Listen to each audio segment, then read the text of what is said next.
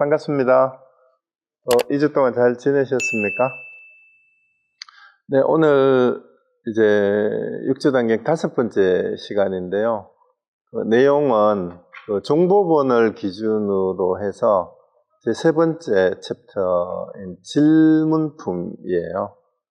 그래서 이제 우리 앞부분에서 반야 바라밀에 대해서 지난 시간에 제 역조대사가 말씀을 하시고, 다시 이제 법회가 끝난 다음에 다시 이제 위자사가 초청을 해서 제를 베풀어서 법회를 다시 열게 되는 내용입니다. 그래서 바로 본문 보도록 하겠습니다.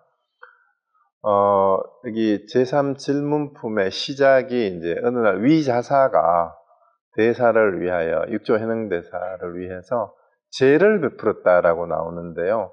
우리가 흔히 이제 그 불교에서는 제를 지낸다, 제를 베푼다 이렇게 이제 얘기를 하는데, 많은 분들이 불교에서 하는 제를 올린다, 제를 지낸다 이렇게 얘기를 하면 유교식의 제사를 지내는 것하고 이렇게 같이 생각하는 경우가 상당히 많이 있는데, 사실 유교식 제사하고 불교에서 말하는 제는 여기 한자를 보시다시피 글자도 다르고 내용도 사실 좀 달라요. 유교에서 말하는 제사는 이제 돌아가신 분들의 신령이나 혼백을 위해서 음식을 차려서 올려서 이제 돌아가신 분들을 달래는 그런 의식인데, 불교에서 말하는 제는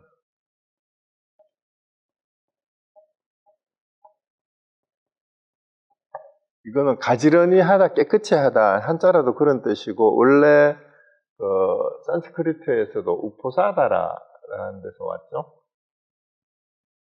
우포사다가 부정한 것을 없앤다라는 뜻, 삼간다, 그래서 깨끗하게 한다라는 그런 뜻이 있어요. 그래서 이 불교에서 말하는 제를 올린다라는 의미는 이제 심신을 깨끗이 하고 수련을 한다라는 그런 의미에 가깝고, 그 다음에 스님들이, 출가자들이 한 달에 한 번씩 포살부패를 하면서 이제 자기 마음을 청정하게 하는 거를 얘기를 하고, 그 다음에 이제 불교 이전부터 이제 인도 고대의 풍습대로 제가자들이 이제 승직자들이나 바라문드처럼 사원 같은 데에 이제 모여가지고 이제 수행자처럼 그 체험을 하는 그런 데서 이게 유래가 됐다는 얘기가 있고요. 그러고 우리가 또 잘 아는 그 제를 올린다라고 얘기했을 때 스님들을 공양한다라는 그런 의미가 있는 건, 우리가 그 한국 사람들이 부처님 오신 날 다음으로 절에 많이 가는 날이 백중이죠. 백중 때 조상 천도제를 지낸다라고 얘기를 하는데, 그 유래가 누구죠? 부처님 그 제자 중에? 어머니가 지옥에 가가지고 부처님이 어떻게 하면은 그 지옥 중생을, 지옥에 들어가 있는 어머니를 제도해 줄 수 있을까? 누구예요? 네? 목련전자죠. 그렇죠?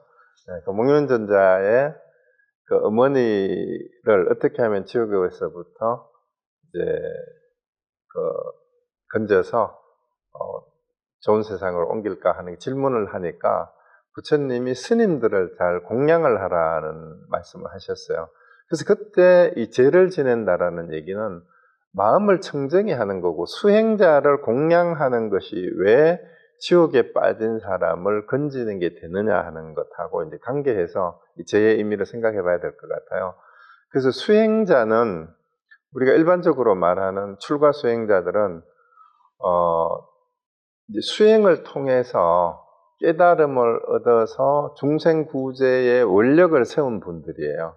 그래서 수행자들이 많이 나왔을 때 이제 그만큼 이제 이생에서 힘들어하는 고통받는 중생들을 제도를 할 수 있는 많은 스승들이 출연하는 거나 마찬가지죠. 부처가 나오는 거하고 똑같은 거니까.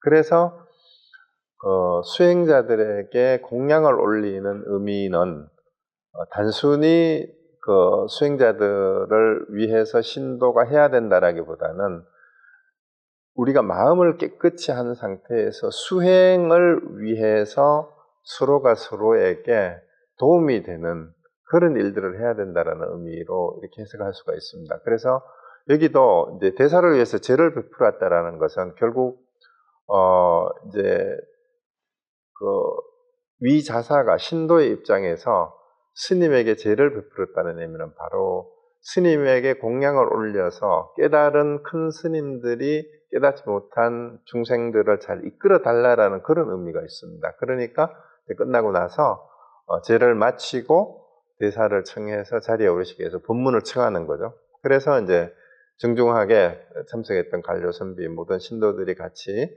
절을 하면서 이제 여쭈어보면서 이제 법문이 시작이 됩니다. 그런데 여기에서 이제 나오는 질문의 내용이 바로 이제 뭐냐 한번 보십시오.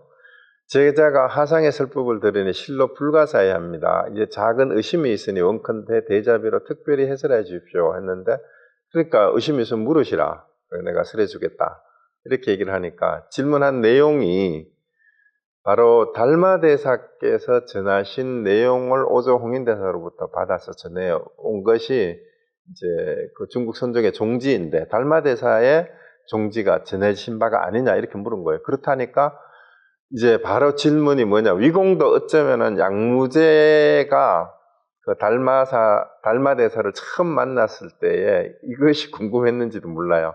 어떻게 보면은 여기에 저 위공이 위자사죠. 위자사가 어쩌면은 작은 양무제일 수도 있어요. 이 상황을 가만히 보면은. 그러니까 이제 제자가 듣기로는 달마대사께서 처음 양무제를 교화하실 때 양무제가 묻기를 짐이 일생 동안 절을 짓고 스님을 공양하고 보시하고 제를 베풀었는데 어떤 공덕이 있습니까? 이 유명한 고사죠. 이제 다 이제 불자들은 많이 들어서 아는 그런 내용인데 이거를 이제 질문을 하시는 거예요. 그러니까 달마대사가 공덕이 없습니다 했다란 말이에요. 그래서 이거를 잘 모르겠으니 이제 하상께서 설해 주십시오 하는 이 내용입니다. 그래서 이 내용의 유래를 우리가 아시는 분들은 아시겠지만 우리 경덕전등록이나 선문염송이나 백암록에 이와 관련된 화두들이 이제 다 이제 소개가 되고 있는데요. 경덕전등록에는 달마대사하고 양무제가 처음 만난 게, 물론 달마대사에 대한 일대기나 이런 거는 제가 달마혈맹론 강의를 할 때 말씀을 드렸으니까 혹시 궁금하신 분은 그 유튜브에 달마혈맹론 강의한 게 올려져 있으니까 보시고, 어쨌든 이제 인도의 이제 그 천축국의 왕자였다, 셋째 왕자였는데 출가해서 이제 중국으로 가라는 스승의 반야다라의 이제 부탁을 듣고 당부를 듣고 이제 중국으로 오게 됐는데, 이제 중국으로 오니까 이제 지금의 광동 지방에 베트남 북쪽에 광주 쪽에 그 지역에 왔는데, 그쪽의 자사가 양무제한테 이제 인도에서 큰 스님이 오셨다라고 보고를 하니까 양무제가 이제 초청을 하게 돼서 만나게 되는 거예요. 그리고 양무제는 우리가 잘 아시다시피 그 남북조 시대의 양나라예요. 남조의 그 양나라의 이제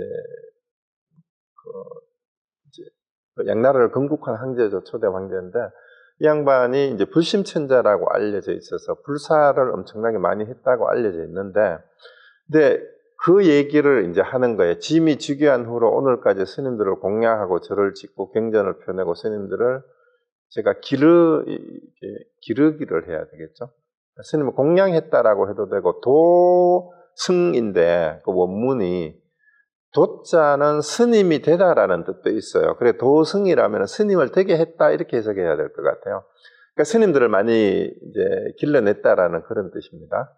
근데 어떤 공덕이 있습니까? 이렇게 물었어요. 근데 달마대사가 공덕이라고 할 것이 없습니다. 이렇게 이제 얘기를 했어요. 근데 그 다음에 일단 해놓고 나서 다른 얘기를 하겠습니다. 그래서 공덕이 없습니다 하니까 이제 양무제가 사찰도 많이 이제 그 건설을 하고 짓고, 그 다음에 경전도 간행을 하고, 심지어는 몇 번 출가를 하겠다고 소동을 벌이기도 해가지고 또 본인이 직접 경전 강의도 하고 편전도 하고 이렇게 했대요. 그래서 자기는 굉장히 공덕이 많을 걸로 생각을 해서 이렇게 질문을 했는데 공덕이 없습니다라고 한마디면 굉장히 당황할 수밖에 없겠죠. 그래서 어째서 공덕이 없습니까? 하고 물으니까 달마대사가 여기 이제 이렇게 설명을 해요. 이는 인간과 하늘의 작은 가보를 받는 유루의 원인일 뿐이니, 유루라는 말 자체는 번뇌라는 뜻이 되잖아요. 그죠? 마치 그림자가 행상을 따르는 것 같아서 있는 듯 하나 실제가 아닙니다라고 이제 바로 이제 대놓고 얘기를 해요. 그러니까 그렇다면 어떤 것이 진실한 공덕입니까? 하니까 달마대사가 청정한 지혜는 묘하고 원만하여 본체가 스스로 비고 고요하니 이러한 공덕은 세상법으로 구할 수 없습니다. 자, 이 부분의 내용은 우리가 지난 시간에 했던 반야바라밀에 대한 설명하고 연결지어서 얘기를 하면 됩니다. 그 반야바라밀을 얘기하면서도 공에 대한 얘기를 달마대사가 언급한 게 있고, 어떤 것이 반야바라밀이냐 하니까 지혜로서 이제 이 세상을 저 피안에 도달한다라는 문자로 해설은 그렇지만 사실은 생멸이 없는, 집착이 없는 그런 상태를 반야라고 표현을 하는 겁니다. 반야의 지혜로서. 그리고 우리 반야신경에서 늘 외우면서 이게 불생불灭불교부정 이런 내용이 반야의 지혜를 상징하는 내용이잖아요. 그런데 여기서 지금 설명한 달마대사의 답도 마찬가지예요. 청정한 지혜가 곧 반야라고 할 수가 있어요. 묘하고 원만해 본체가 스스로 비고 고요하다는 말이 그대로 공직하다라는 얘기잖아요. 그리고 이러한 공덕은 세상에서, 세상법은 상대적인 거예요. 그 상대적이라는 말이 인천의 작은 가보를 받는 유리의 원인이다. 형상을 따르는 것과 같다라는 게, 상대적인 것은 그림자하고 똑같은 거다. 그런데 궁극적인 의미에서 반야의 지혜에서 나오는 그러한 공덕은 상대적인 세상의 과보를 가지고 구할 수 있는 게 아니다라고 이렇게 분명히 얘기를 하는 겁니다. 이제 이렇게 얘기를 하니까 이제 양무제가 굉장히 이제 자기가 한 일에 대해서 칭찬을 받을 걸로 생각을 하고, 공덕이 얼마나 됩니까? 근데 공덕이 없다라고 얘기를 하고, 진짜 공덕은 그런 게 아니다라고 얘기를 하니까 이제 좀 면박을 받은 거나 마찬가지잖아요. 그러니까 이제 공덕은 일단 밀어놓고 이제 정신이 좀 들었는지 이제 교리문답으로 갑니다. 그렇다면 여기 성자가 빠졌네요. 양무제가 다시 성스러운 진리의 첫 번째 뜻이 무엇입니까? 어떤 것이, 앞에 문장이 많이 빠졌네요. 그렇다면 어떤 것이 성스러운 진리의 첫 번째 뜻입니까? 이렇게 물었어요. 그러니까 학연무성이라고 달마대사가 대답한 게 이제 다 알려진 내용이잖아요. 학연이라는 말은 뭐 분명하다, 뚜렷하다 이렇게 해석을 해도 되고, 어떤 분들은 텅 비어서 이렇게 해석하기도 해요. 근데 확연은 있는 그대로라는 뜻이에요. 그냥 있는 그대로. 뚜렷하여. 그러니까 있는 그대로인데 거기에 성스럽다, 성스럽지 못하다라는 말을 할 게 없다라는 얘기죠. 그러니까 확연하여 성스러울 것이 없습니다. 이렇게 얘기를 하니까 이제 두 번째 또 이제 면박을 당한 거예요.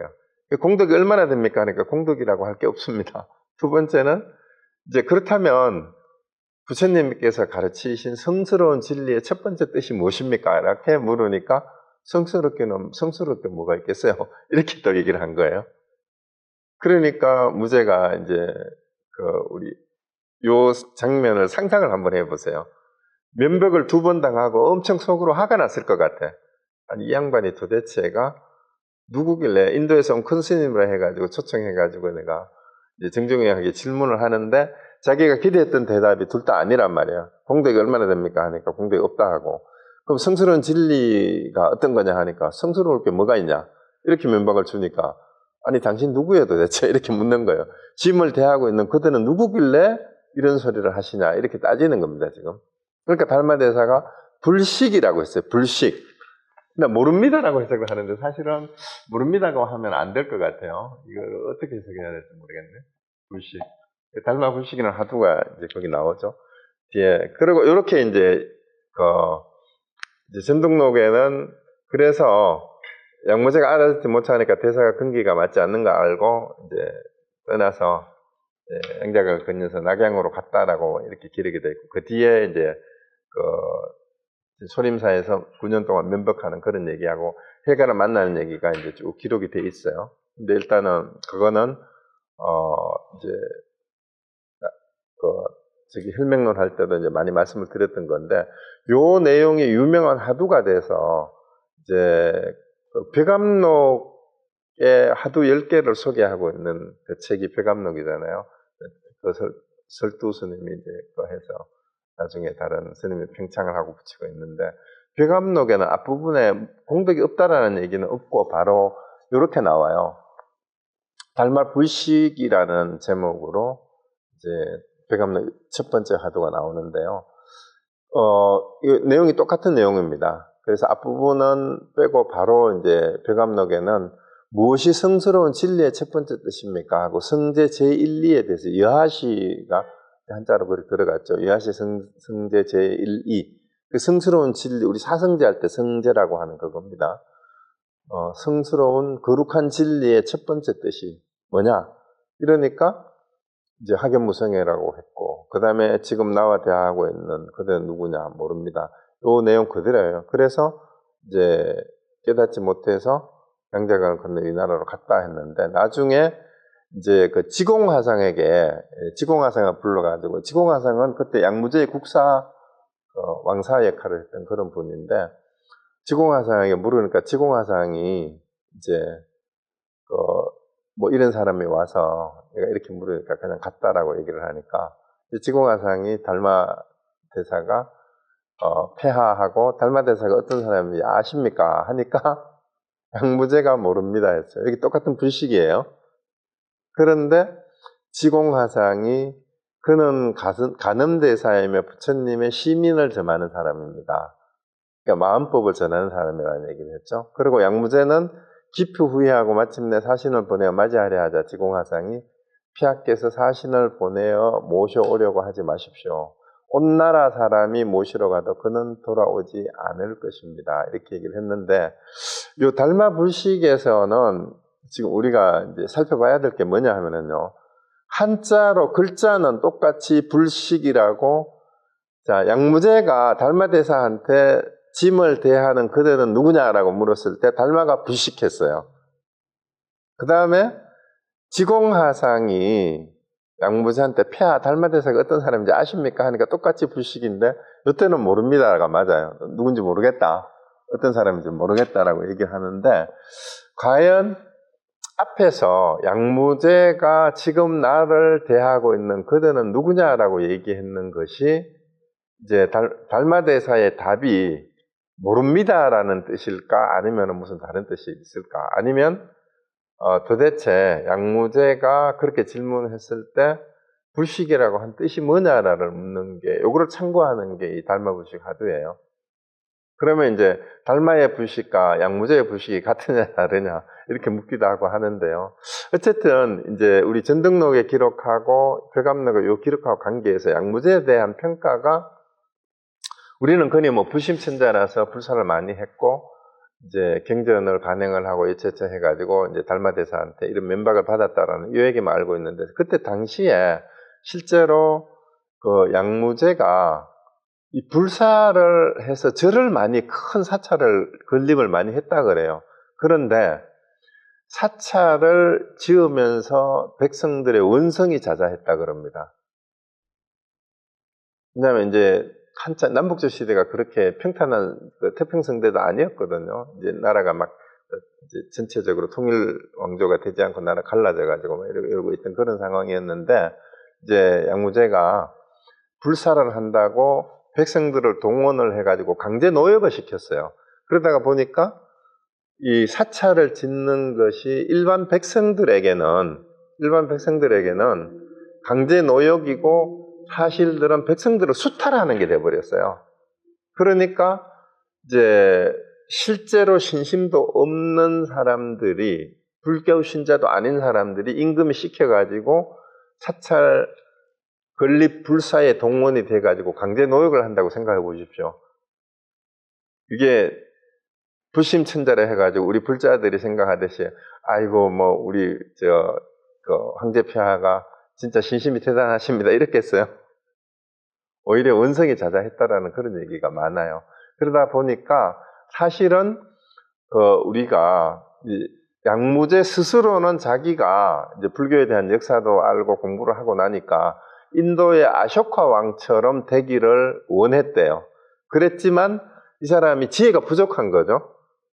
권력과 부를 가지고 겉으로 보이는 불사를 하고 스님들을 공양을 한다고 그것이 불교를 포교하고 전법하는 게 아니잖아요. 근데 지금도 어쩌면은 돈 많은 사람, 권력이 있는 사람들이나 아니면 돈이나 권력이 없더라도 우리가 한국에서도 일반 신도들 중에도 불사를 한다면서 사찰에 뭐 기둥, 석가래, 기와장에 심지어 이름을 써가지고 이제 자기 이름을 올리고 이런 데에는 돈을 잘 내요. 그런데 진짜 불교 공부를 시켜야 되고 교육을 시켜야 되고 스님들을 공부하는 스님을 제대로 후원을 해줘야 된다라거나 아니면은 이제 한국 불교가 제대로 좀 알려지도록 하는 그런 교육을 위해서 도네이션을 하라 그러면 잘 안 해요. 지난번에 한번 말씀드렸던 대표적인 분이 UCLA에 계시던 버스웰 교수님이 평생 한국 불교를 UCLA에서 가르치다가 은퇴를 하시고 본인의 집을 내놓고 이제 UCLA에 기증을 하기로 하고 한국 불교 담당 석자 교수 자리를 마련하기로 하는데 그게 한 240만 불 돈이 든대요. 그런데 그 기금을 마련하기 위해서는 지금 그 보수열 교수님 내외분이 그 보살님이 한국 분이세요.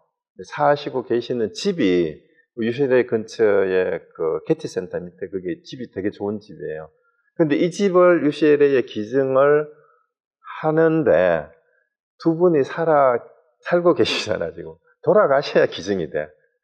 그런데 그때까지는 기금이 마련이 안 되면 한국 불교 담당 교수를 이제 임명을 못 하니까 학교하고 이제 얘기가 어떻게 됐냐 하면은 학교 측에서 우선 50만 불만 마련을 하면 먼저 한국 불교 담당 교수를 뽑고 나중에 이제 학교 측으로 그 집이 이제 두 분이 사시다가 돌아가시고 기부가 되면은 이제 계속해서 이제 연구직이죠. 이제 그 한국 불교 석자 교수직이 계속 이제 보존이 되는 건데 그 50만 불도 아직 모금이 안 돼서 지난달 한 달 전쯤에 가면 30만 불 정도가 모금이 됐대요. 근데 이제 한 250만 불이면 한국 돈으로 얼마쯤 되나요? 25억? 네, 대략 뭐 1000불로 쳐도. 근데 25억 정도, 여러분 절 하나 지으려면 얼마 정도 해야 될 것 같아요? 한국에 큰 절 하나 지으면? 아마 한국의 큰 스님이라고 하는 분들이 절 하나 짓는다고 아마 이렇게 하면은 지금 50만 불은 5억밖에 안 되잖아요. 5억은 제 생각에는 뭐 금방 어디서 도네이션을 해도 들어올 거예요. 그런데 UCLA 한국 불교 석자 교수를 이제 자리를 마련해서 전직 교수였던 분이 이제 자기가 살던 집을 기증을 하겠다라고 이렇게 모금을 나섰는데도 지지부진해요. 이거는 이제 다른 얘기인데, 그래서 우리 양무제와 같은 그런 불사를 하는 것을 어떻게 보면은 한마디로 뭐 기복신앙이다라고 꼭 비판하다기보다는 진정한 불사의 의미가 뭐냐라는 걸 우리가 생각해 볼 계기가 됐고, 근데 양무제가 불심천자다고 얘기를 했지만 사실은 그 사찰을 지으면서 백성들을 오히려 강제 노예에게 시달리게 하는 그런 악덕천자가 될 수도 있었어요. 실제로는 평가가 전혀 다를 수가 있습니다.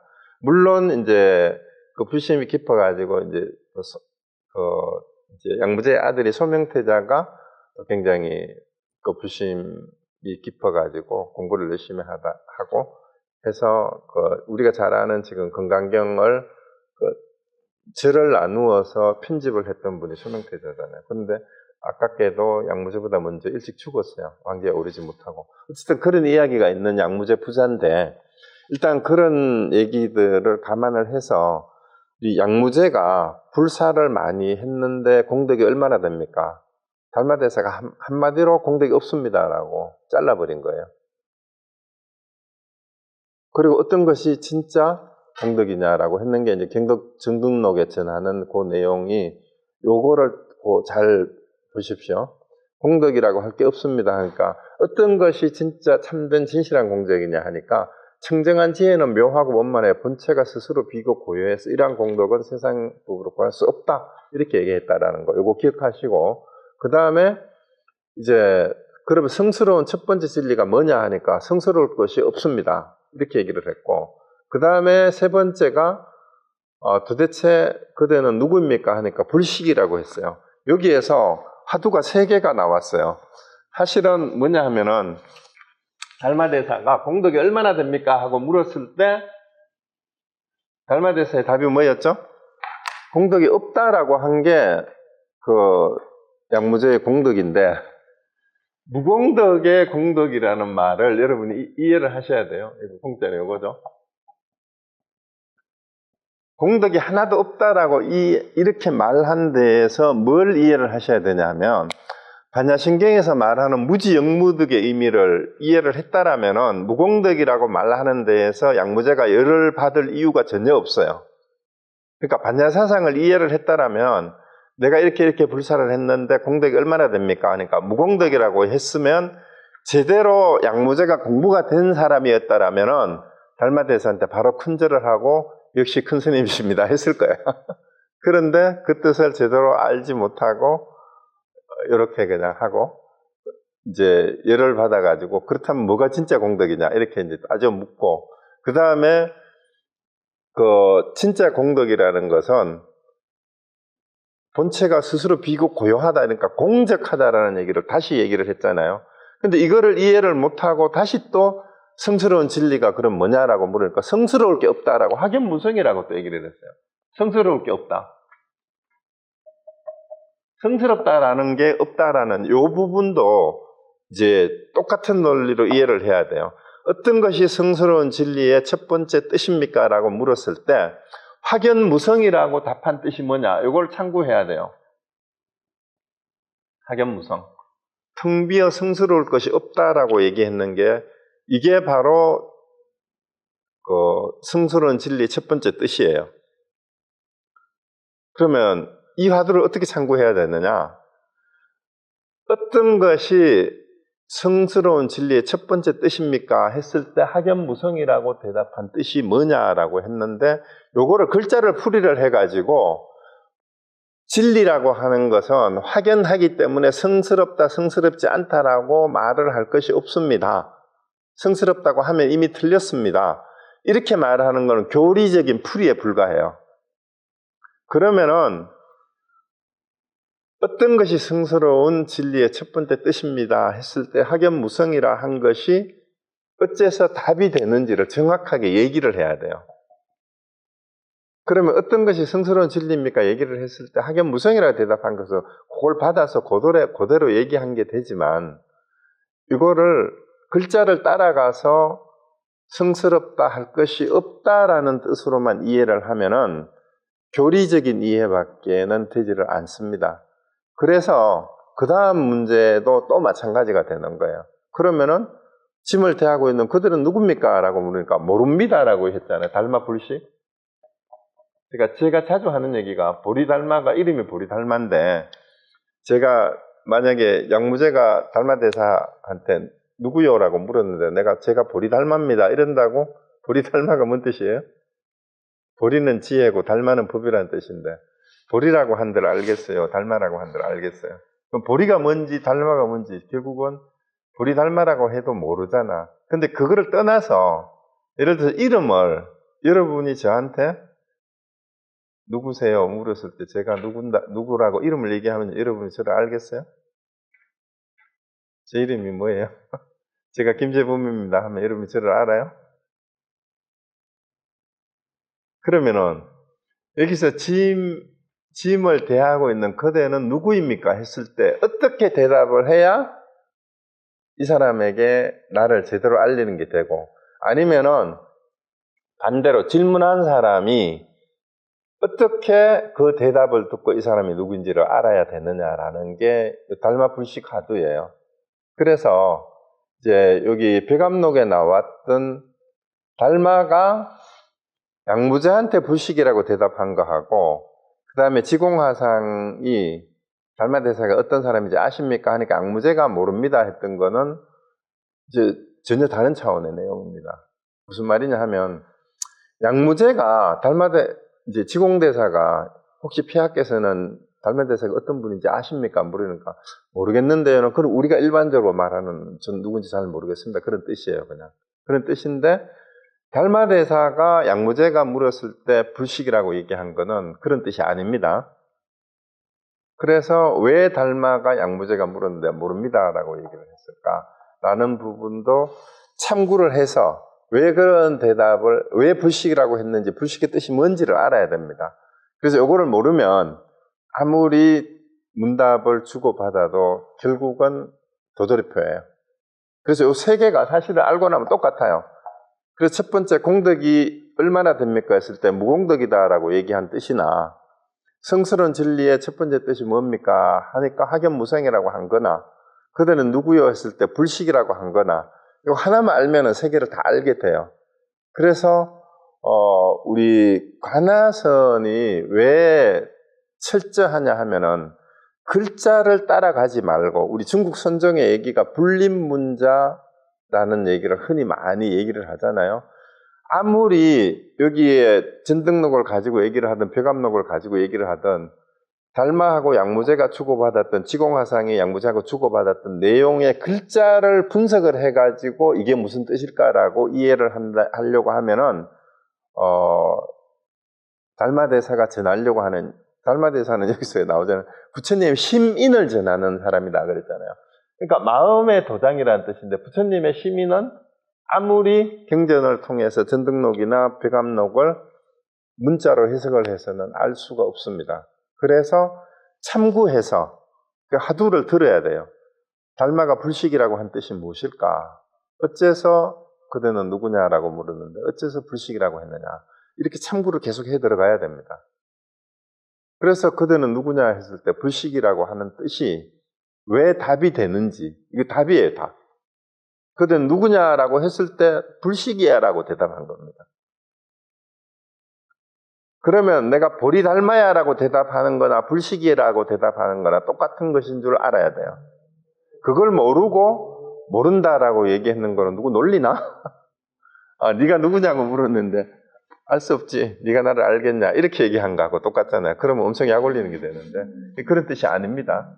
그래서 달마대사가 불식이라고 한 이유를 알게 되면 여기서 말하는 뭘 알게 되는 거예요? 그대는 누구냐라고 했을 때 진짜 참나가 누구냐라고 묻는 거예요. 너는 누구냐라고 했을 때 당신은 누구입니까? 우리가 하두 중에 나는 누구인가? Who am I라는 하두도 그냥 들기도 하잖아요. 아니면은 부모 미생전 본래 면목, 부모도 태어나기 이전에 나의 본래 면목이 뭐냐라고 묻는 거나 이게 똑같은 게 되는 거예요.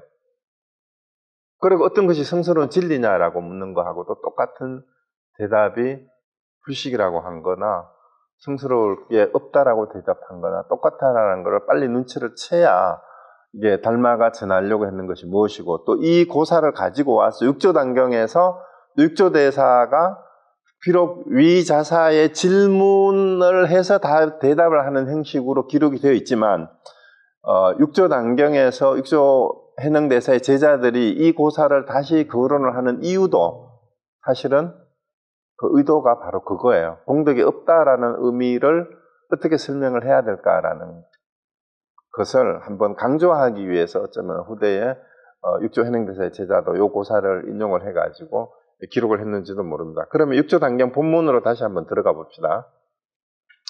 그러면 이제 여기 두 개는 이제 제가 참고로 가지고 왔던 건 본문이 여기죠.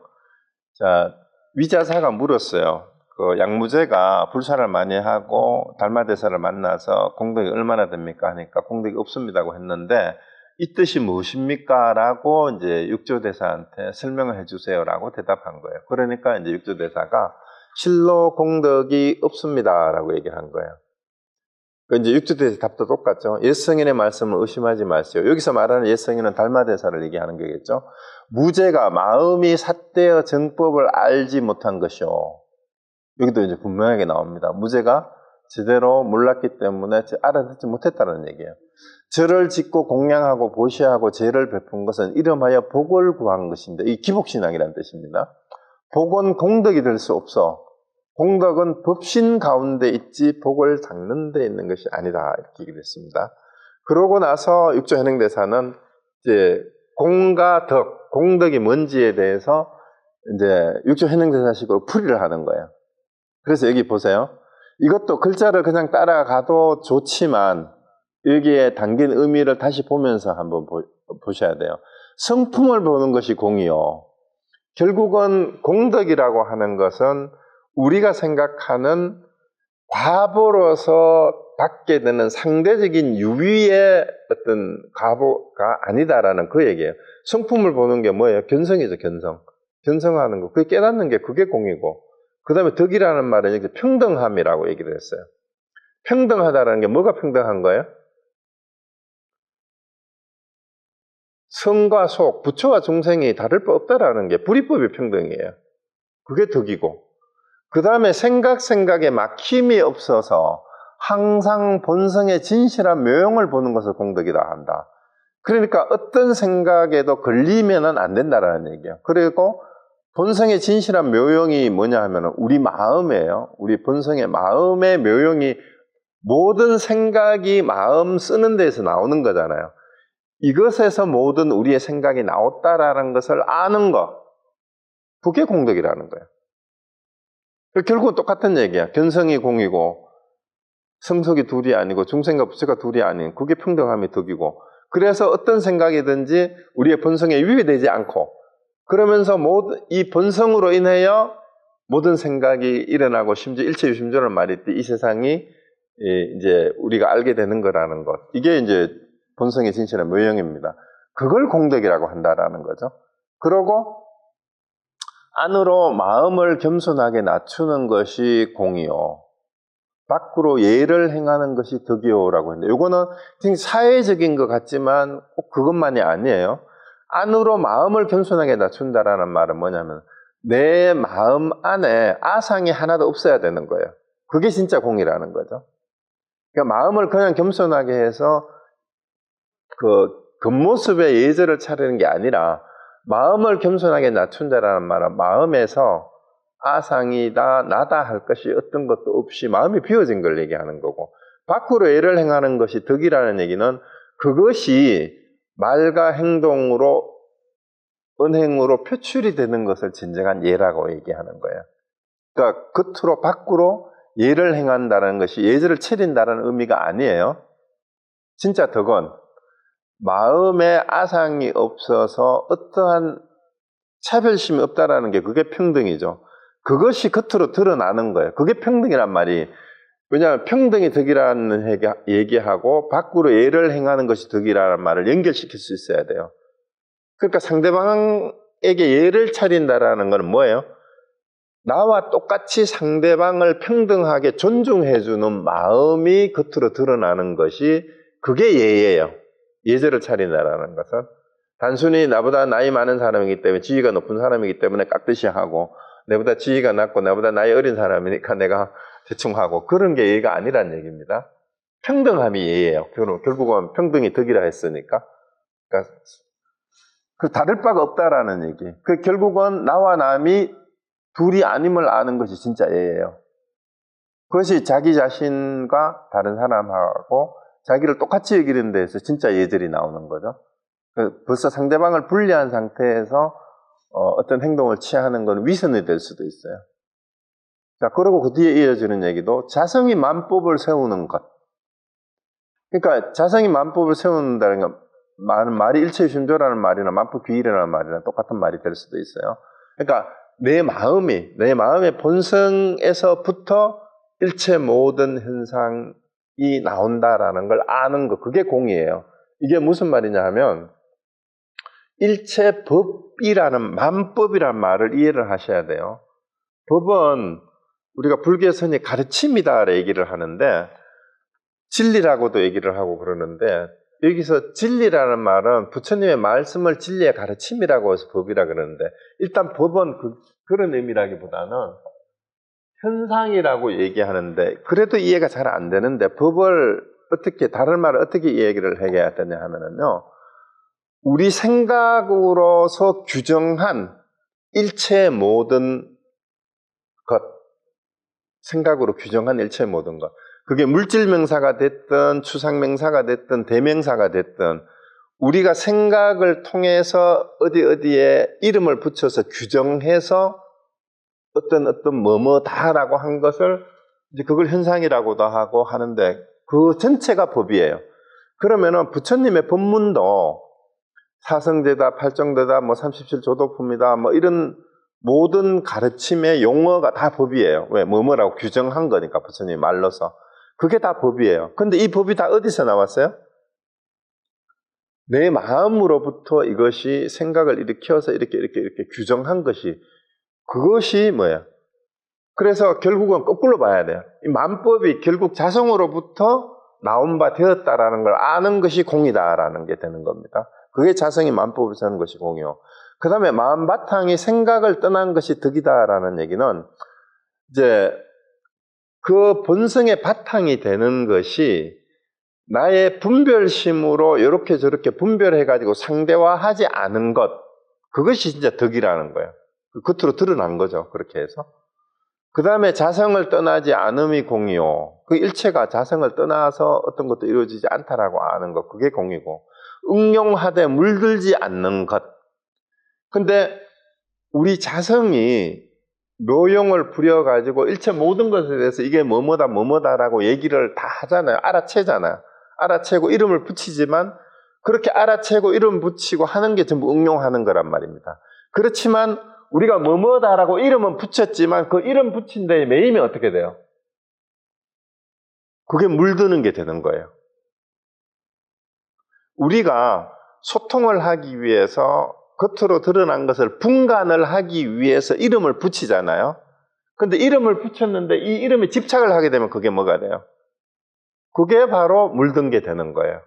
그래서 응용을 하되 물들지 않는다는 얘기는 우리가 알아채고 우리가 어쩔 수 없이 형상에 대해서 이름을 붙이지만 그것이 자성에서 나온 것이고 그때 방편상 쓰임새를 위해서 이름을 붙인 것인데 그것이 너다 나다 어떤 이름을 붙이고 미워한다 좋아한다 이런 모든 것들의 말에 집착을 하게 되고 그것이 그 규정을 해버리면 그 데피니션을 해서 한정을 시켜버리면 그게 물드는 게 되고 집착하는 게 되는 겁니다. 그래서 덕이라는 것은 어디에도 물들지 않게 다 하는 거고 집착하지 않는 거다. 그 얘기고. 근데 만약 공덕 법신을 찾으려 하면 여기에 의지하여 지어야 참되고. 그러니까 앞에서 쭉 공과 덕을 얘기를 해놔놓고 진짜 공덕이 뭔지를 알려면 공덕의 법신은 뭐예요? 공덕의 진짜 공덕이라는 뜻입니다. 법신은 진리라는 뜻이니까 진리 그 자체. 공덕 그 자체가 진짜 공덕을 찾으려 하면 바로 앞에서 얘기한 것처럼 여기라는 말은 여기가 어딜까요? 여기 어디예요? 앞에서 얘기한 전부 다예요. 성품을 보는 것, 생각에 막힘이 없는 것, 자성 아니면 뭐야? 지금 여기 만일 공덕을 찾으려 하면 지금 여기가 어디예요? 저는 말하고 있고 여러분 듣고 있고 하는 거기에 거기가 뭔데? 거기가 바로 자성의 묘용이에요. 자성이 지금 쓰이고 있는 그 자리. 그걸 의지해야 그게 진짜 참된 공덕이다. 그러니까 그 순간을 놓치고 내가 과거에 이런 불사를 했는데 이게 공덕이 얼마나 될까? 뭐 칭찬을 받든지 아니면 좋은 데에 태어날 거다라고 하든지 이런 것을 바란다라면 그게 뭐예요? 그게 물든 거예요. 그래서 그거는 진짜 공덕이 될 수가 없다. 그래서 진짜 공덕을 찾으려면 여기에 찾아야 된다. 이렇게 얘기를 한 겁니다.